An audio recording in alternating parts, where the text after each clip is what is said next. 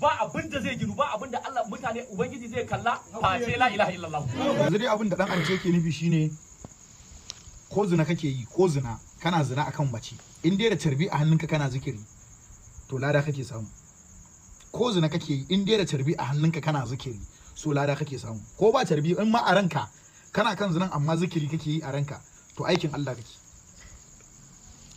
Wato har ga Allah da a ce ni wani ne a Najeriya musamman ta bangaren addini, duk da musulunci ya yarda da cewa ko a constitution na ƙasa ya yarda da cewa kowa ya addinin sa, amma inda dai ni babba ne a cikin malaman ɗarika, ni malamin ɗarika ne babba a Najeriya, in ba sai na ci uwarsa dan anti ba Allah ya tsine mu, saboda kullun danga to yau aikin ya biyo ta kan mu kenan. Malam Aminu,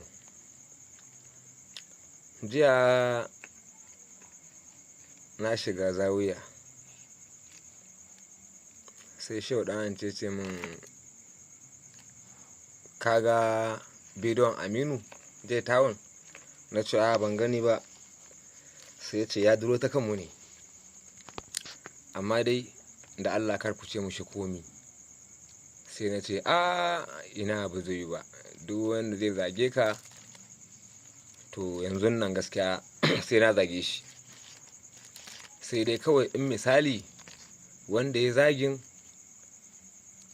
a ƙarƙashin ilimi ya yi, misali almajirin ilimi ne shi, ta wasu hujjojinsa ya zage ka to shi kenan zan yi haƙuri, amma ɗan iskan gari irina ba zai yi ba.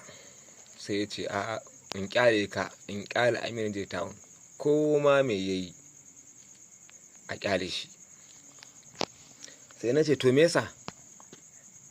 Sai ya ce to ta ina za ka fara? Mutumin da ya sha ya faɗa ba so ɗaya ba so biyu ba, ya ambata wa kan shi jahilci, ya ce shi jahili ne, ba arabi ba boko, to kuma ba iya faɗan kawai ya yi ba, da gaske ne abin da yake faɗan a kan shi, shi jahili ne, ba arabi ba boko. Ta yaya, ta ina za ka fara? Ta ina za ka fara? Saboda bai da faɗin tunani balle ya fara gane maganganu, da abin da ake shi ba damuwan shi ba ne.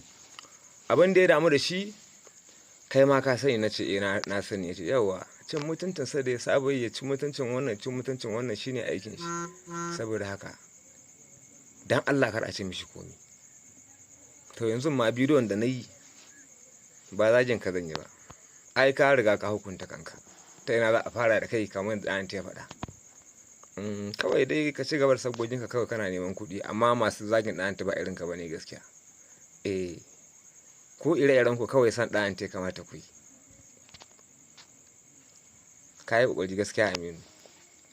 To amma dai yana da kyau, kaman kai dinnan da kake cewa kai ba mai ilimi bane, jahili ne kai, to dan Allah idan yana da kyau ka je ka fara yin karatu, ko kuma ka je ka zauna da masu karatu kafin ka faɗa wa mutane irin waɗannan.